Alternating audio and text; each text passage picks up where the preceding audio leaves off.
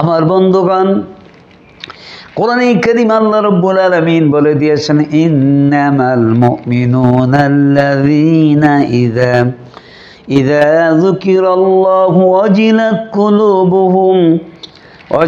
কুলুবুহুম ওয়া ইযা তুলিয়াত আলাইহিম আয়াতুহু যাদাতহুম ঈমানা ওয়া আলা রাব্বিহিম ইয়াতাওয়াক্কালুন الذين يقيمون الصلاة ومما رزقناهم ينفقون أولئك هم المؤمنون حقا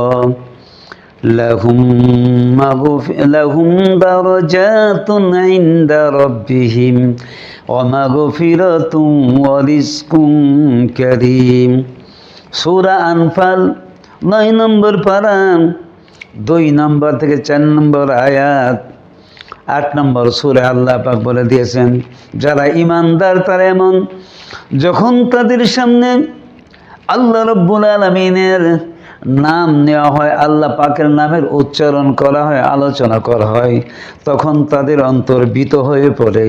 আর যখন তাদের সামনে কোরআনুল কারীম তেলাওয়াত করা হয়, তখন তাদের ঈমান বেড়ে যায়।